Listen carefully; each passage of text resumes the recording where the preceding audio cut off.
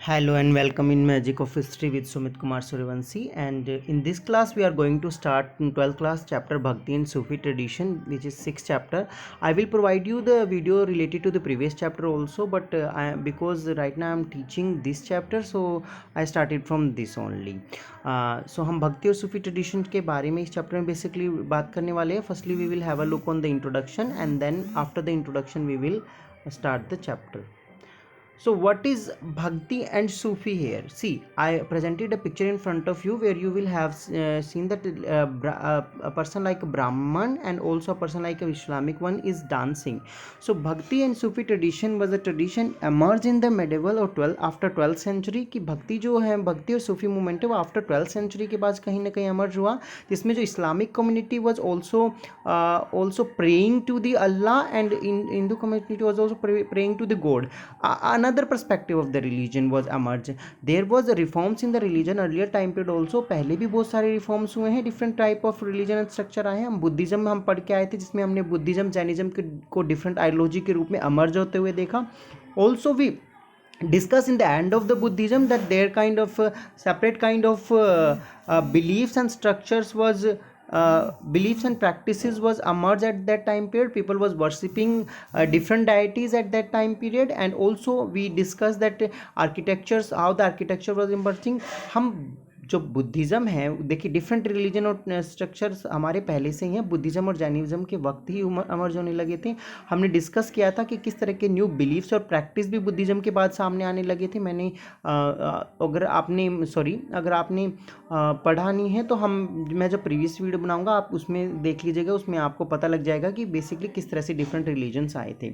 यहाँ हम बेसिकली बात कर रहे हैं कि ऑलरेडी पहले ही डिफरेंट रिलीजन्स की डिस्कशन चल रही थी. Reconstruction from the textual tradition like Purana की बहुत सारी जो रिकंस्ट्रक्शन हो रही थी पुराण के जरिए दोबारा से रिलीजन को. देखिए, अगर पुराण से पहले बात करें, अगर आपको पता हो तो हमारा जो ट्रेडिशन है रिलीजन स्टार्ट होता है वैदिक से. 1900 BC से लेकर 1000 BC तक हम 17 से 1000 तक हम वैदिक टाइम पीरियड मानते हैं, जिसमें हम ऋग वैदिक का टाइम मानते हैं, और 1000 से 600 तक हम अदर वेदास का, जिसे उत्तर वैदिक का टाइम मानते हैं. तो इस टाइम में जो रिलीजन है वो वैदिक ट्रेडिशन है, जिसमें वेद के अनुसार जो भगवान वगैरह उनको वर्शिप की जाती है. ऋग्वेद में आपके पूरे मंत्र लिखे हुए हैं, और यजुर्वेद में आपको उन मंत्रों को किस तरह से चांट करना है, किस म्यूजिक किस तरह प्रोनाउंस करना वो लिखा है. सामवेद में आपको किस तरह की वर्शिप सेक्रीफाइस करने वो लिखा है, और अथर्ववेद में जैसा कि आपको पता है कि तांत्रिक चीज़ें वगैरह लिखी. तो ये सारा ट्रेडिशन उस वक्त पे चलता था. 600 में जब बुद्धिज़्म और जैनिज्म आया, उसके बाद कहीं ना कहीं पुराण का ट्रेडिशन आया, और पुराण में हमें कुछ न्यू डाइटीज़ के बारे में बताना स्टार्ट किया, या रिकन्स्ट्रक्शन कर दिया पूरे के पूरे रिलीजन का. क्योंकि जब ऑब्वियसली जो रिलीजन है वो ब्राह्मण्स के द्वारा डोमिनेटेड था, और ब्राह्मणों ने देखा कि बेसिकली न्यू जो रिलीजन्स फॉर्म हो रहे हैं वो उनकी डोमिनेंस को या उनकी अथॉरिटी को ख़त्म कर रहे हैं, उनके रिलीजन को ख़त्म कर रहे हैं. तो उन्होंने क्या किया, उस रिलीजन को रिफॉर्म करना स्टार्ट कर दिया.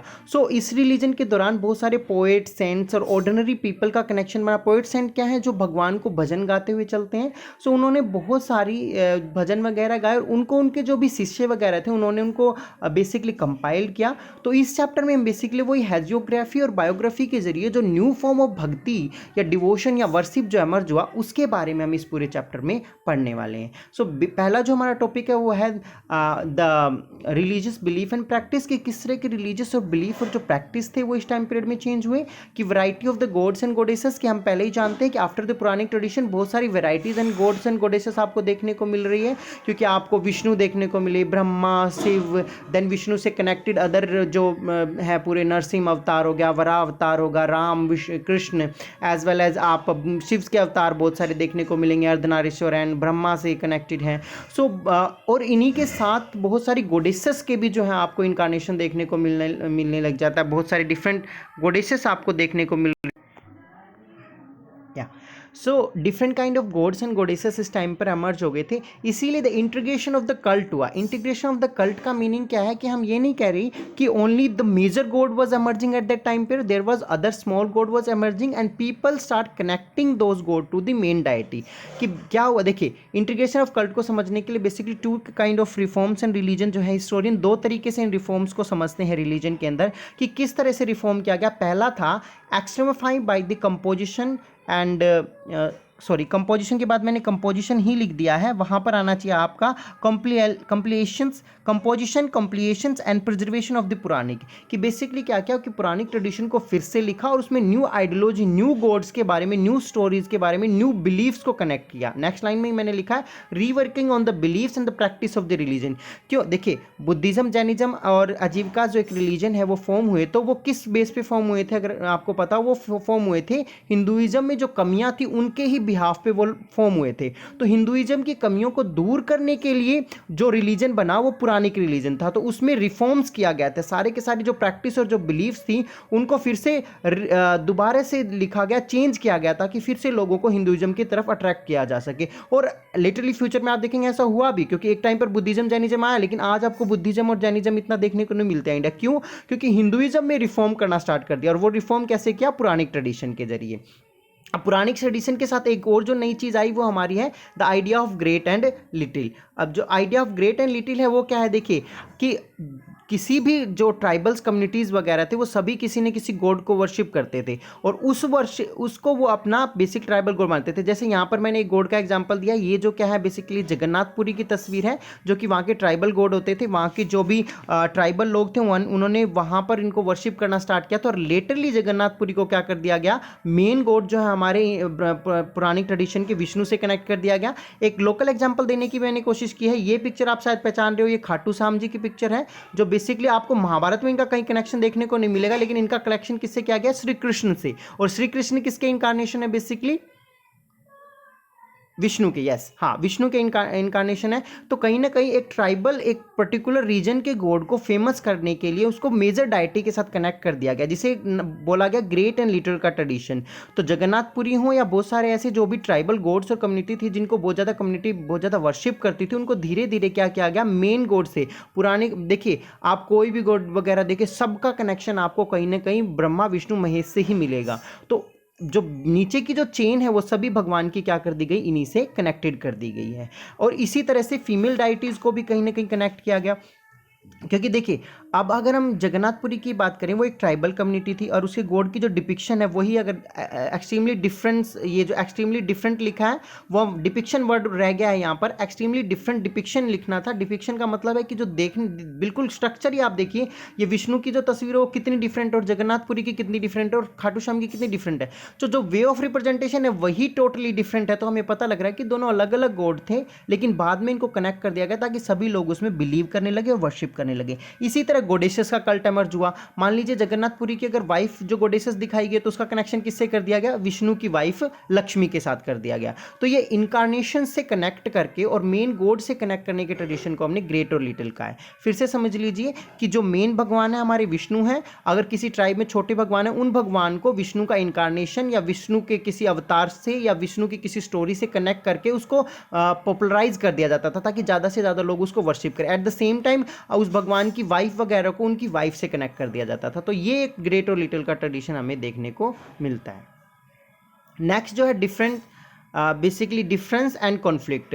डिफरेंस एंड कॉन्फ्लिक्ट में हम क्या पढ़ रहे हैं कि बेसिकली अगर आप देखेंगे तो बहुत सारे जितने भी गोडेसेस थी उनकी वर्शिप्स वगैरह होना स्टार्ट हो गई थी। वर्शिप का एक न्यू तरीका स्टार्ट हुआ था जिसे तांत्रिक प्रैक्टिस कहते हैं। तांत्रिक प्रैक्टिस क्या थी कि लोगों ने तंत्र मंत्र का सहारा लेना स्टार्ट कर दिया था। We are not saying that tantric practice पहले नहीं थी, हिम्स वगैरह थे, वेदास में हिम्स और मंत्र थे जिनको बेसिकली वर्शिप यूज किया जाता था भगवान की वर्शिप करने के लिए, लेकिन लिटरली और भी ज़्यादा उसके साथ बहुत सारे रिचुअल कनेक्ट हो गए जिसको हमने तांत्रिज्म का नाम देना स्टार्ट कर दिया। ये तांत्रिज्म आपको सैविज्म में भी देखने को मिलता है, क्योंकि आपने सुना होगा शिव बेसिकली जो क्या है वो आपके फ्यूनरल ग्राउंड यानी कि शमशान के देवता हैं, तो उनके साथ बहुत सारे लोग ऐसे, मतलब आपने स्कल वगैरह ऐसे पूजा पाठ करते देखा होगा, आपको काली के साथ कनेक्टेड मिलेगा। एज वेल एज बुद्धिज्म में तांत्रिज्म है बहुत ज़्यादा। थाराविदा जो ट्रेडिशन है उसमें कहीं ना कहीं तांत्रिक चीज़ों को इस्तेमाल किया जाता है। तो ये पर ये जो तांत्रिज्म आया, जो पुरानिक ट्रेडिशन आया और पुराण में जो चेंज हुआ, इसी को कहीं ना कहीं क्लासीफाई किया गया एज अ हिंदू। अब आप सोच लीजिए आज जिसको आप हिंदुइज्म बोलते हैं वो ये रिलीजन है, उससे पहले का जो रिलीजन है उसको क्या बोलते हैं? वैदिक रिलीजन। वैसे तो अगर करेक्ट हिस्ट्री के अकॉर्डिंग देखा जाए तो हिंदुइज्म कोई रिलीजन ही नहीं है। Hinduism, Hindu is a word emerged from the Indus. Indus एक रिवर थी जिसको पर्शियन जिसको सिंधु बोलने लगे और फिर बाद में पर्शियन में उसको हिंदू बोल दिया। तो इसलिए Hindu is suppose to be the people living beyond the Indus, Indus के उस तरफ रहने वाले लोगों को हिंदू बोला गया था, लेकिन बाद में इस रिलीजन को कहीं ना कहीं हिंदुइज्म कहा जाने लगा।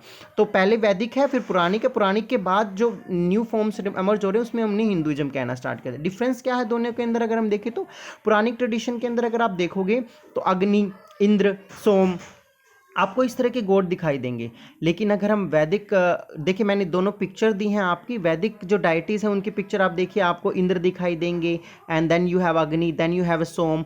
तो वैदिक ट्रेडिशन के अंदर ये जो डाइटीज़ हैं आपके, ये क्वाइट क्या थे, बहुत ज़्यादा फेमस थे। पर ये जो आपकी डाइटी है ये क्या है, पुरानिक ट्रेडिशन में मर्ज हुआ है। पुरानिक क्या है, पुराण बहुत सारे ऐसे नरेटिव कनेक्ट किए गए जिसमें शिव के बारे में, विष्णु के बारे में, ब्रह्मा के बारे में कॉन्सेप्ट मर्ज किया गया। फिर विष्णु के बहुत सारे इनकारनेशंस को कनेक्ट किया गया, श्री कृष्ण, राम, वराह, नरसिंहा, बहुत सारे अवतार्स बनाए गए। उसी तरह शिव के साथ बहुत सारे कनेक्शन करके डेटीज़ को बनाया गया। तो ये कहीं ना कहीं जो एमर्जेंस हुई है वो आपकी पुरानिक ट्रेडिशन के बाद हुई है। तो पहले अगर वेद में अगर आप देखेंगे तो जो मेजर गॉड है आपको अग्नि, इंद्र, सोम मिलेंगे। बाद में आपका विष्णु और शिव का कॉन्सेप्ट सामने आया। फिर वेद की जो ऑथोरिटेटिव है, मतलब वो वेद जो की सुप्रीमेसी है वो कभी खत्म नहीं हुई, ठीक है, वेद हमेशा सुप्रीमेसी में रहे। सेकंड, नेक्स्ट क्या है, conflict related to the performance, कि किस तरह से कॉन्फ्लिक्ट्स क्या रहे, कि परफॉर्मेंस किस तरह से करनी है।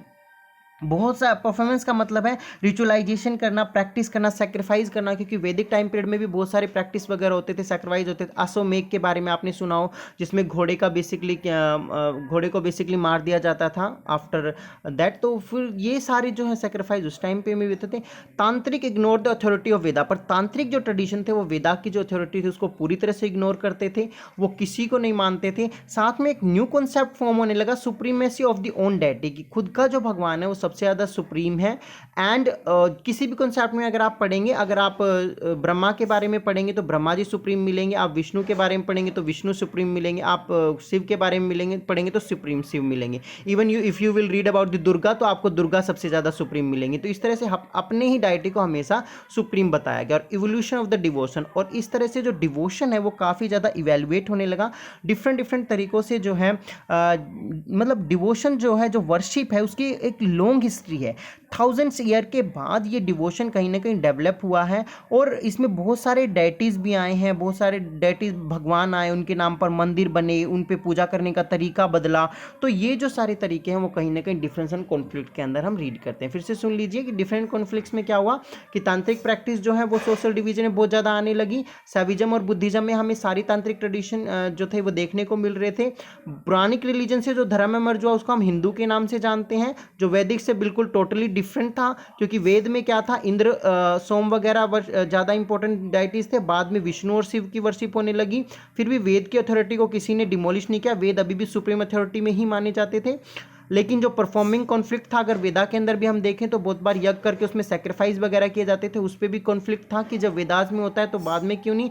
पर जो तांत्रिक थे वो वेद की अथॉरिटी को बिल्कुल नहीं मानते थे, वो वेद को सुप्रीम नहीं मानते थे। एक न्यू फिलोसफी एमर्ज हुई कि जिस देवता को जो डिवोटी जो मतलब भक्त पूजा करता है वो उसके लिए सुप्रीम होता है, ठीक है। एंड इस तरह से धीरे धीरे डिवोशन का एवोल्यूशन होने लगा, उसके साथ टेम्पल वगैरह जुड़ने लगे, बहुत सारे रिचुअल्स वगैरह परफॉर्म किए जाने लगे। Thank you, have a nice day. Next class में हम नेक्स्ट टॉपिक को स्टार्ट करेंगे। If you like my video please subscribe and ring the bell also.